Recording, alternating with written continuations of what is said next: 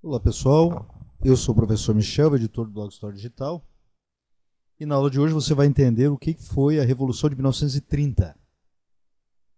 A Revolução de 1930 ela está situada num período que vai ficar conhecido, né, que vai iniciar a chamada Era Vargas, que vai de 1930 até 1945. Beleza? Então, assim, a Revolução de 1930, ela foi a revolução, ela foi um movimento político-militar que levou à presidência, ainda que inicialmente como governo provisório, levou ao poder o Getúlio Vargas, né? Por isso que a gente tem aqui o nome, Era Vargas, o período que o Getúlio Vargas esteve no poder pela primeira vez. E foi uma grande primeira vez, né, gente?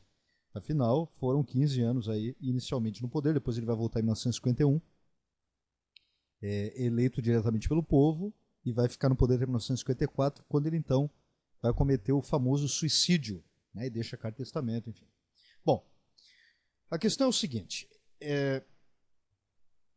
por que Getúlio Vargas chegou ao poder, o que aconteceu nesse contexto, né? O que levou ele a subir ao poder, e como é que era o Brasil antes do Vargas, ou antes da era Vargas, né? Então, assim, em primeiro lugar, a gente tem aqui a chamada República Velha, né, o período anterior à era Vargas é chamado de República Velha, também é conhecida como Primeira República Brasileira, que é um período que vai de 1889 até 1930. Começa com a proclamação da República, no dia 15 de novembro de 1889, e vai até a subida de Getúlio ao poder em 1930. Então, a República Velha, ela sofreu com uma série de movimentos sociais. A República Velha, ela ficou também conhecida por seu período da chamada, vou jogar para cá, ó, né, política do café com leite. Política do café com leite. E o que foi a política do café com leite?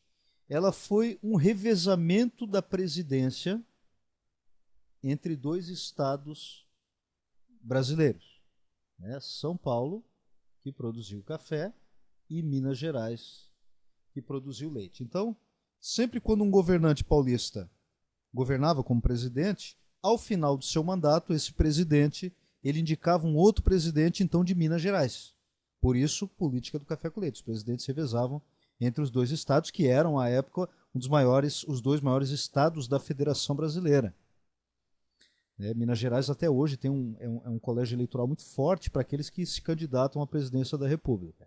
Bom, por que a República Velha entrou em crise? Em primeiro lugar, quando a gente fala em crise da República Velha, a gente pode chamar também de crise da política do café com leite.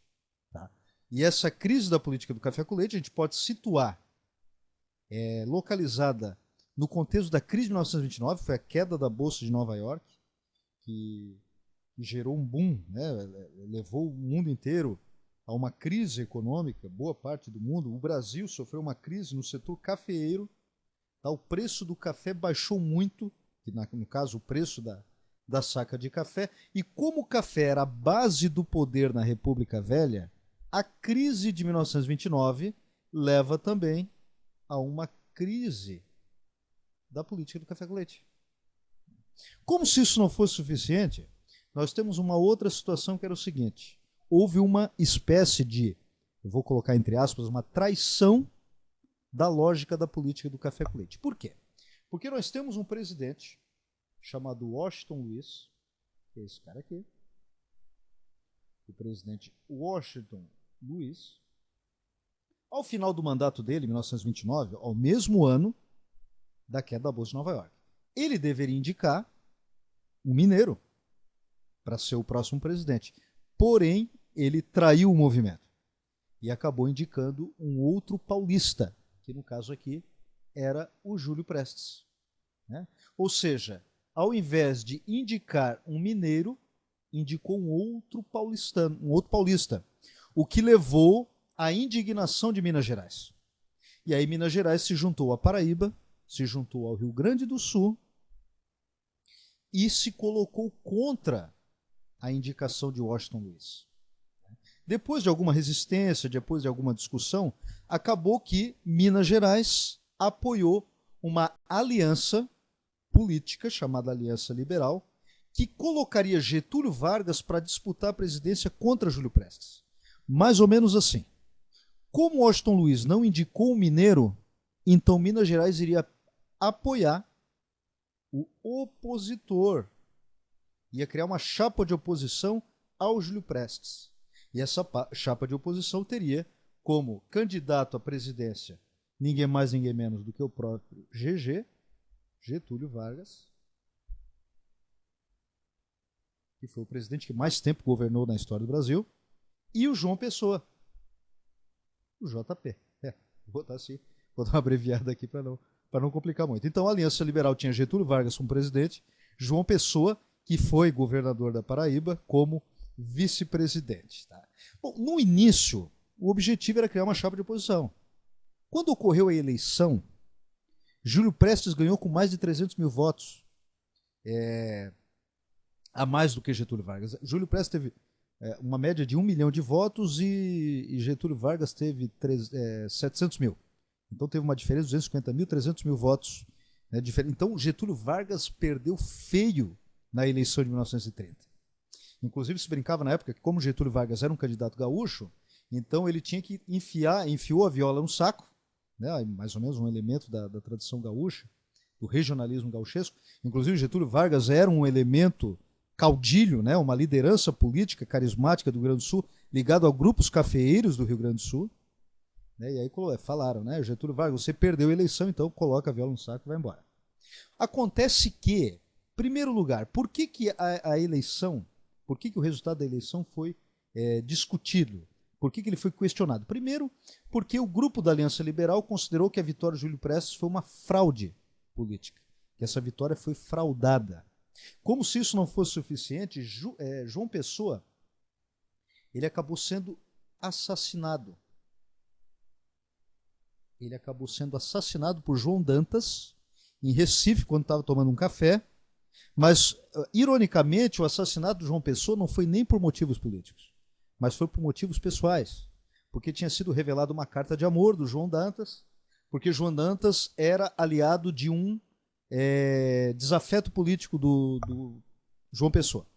Quando João Pessoa vem a falecer, então os ânimos se acirram ainda mais, já consideravam que a vitória de Júlio Prestes tinha sido uma fraude. Então, mais a morte de João Pessoa, então, isso acaba gerando todo o terreno que vai levar à chamada Revolução de 1930. Ou seja, o poder é tomado à força por tenentes e por próprio Getúlio Vargas, que seria o chefe do governo provisório. Tenentes que apoiaram a subida de Getúlio Vargas ao poder. Então a Revolução de 1930 foi isso, um movimento político-militar que levou Getúlio Vargas ao poder, iniciando a Era Vargas, galera, e levando ao fim a República Velha, que tinha durado até então, que era caracterizada pelo poder na mão dos cafeicultores. Agora, para finalizar, eu queria só discutir uma coisa com vocês, que é o seguinte. A gente pode dizer que a subida de Getúlio Vargas ao poder foi uma revolução ou foi um golpe? Veja bem, quando a gente fala em revolução, a gente toma o ponto de vista de quem apoiava a subida de Getúlio Vargas ao poder. Ou seja, queremos o fim da hegemonia paulista na política brasileira, né, representada aqui pela política do café com leite. Então vamos apoiar Getúlio Vargas. E quando Getúlio Vargas chegar ao poder, então vamos chamar de revolução. Porém, Júlio Prestes tinha vencido a eleição. Getúlio Vargas tinha sido derrotado. Então, como Getúlio Vargas tomou o poder à força, a partir de um movimento que foi armado, então alguns grupos, alguns pesquisadores, alguns historiadores dizem que, na verdade, a Revolução de 1930 pode ser considerada um golpe de Estado de 1930. Né? Então, qual é a sua conclusão? Você acha que foi uma revolução ou foi um golpe? Tá beleza, galera? Então, esse aqui é o cenário. Espero que você tenha gostado. Se você gostou, curta, compartilhe. Até a próxima. Valeu!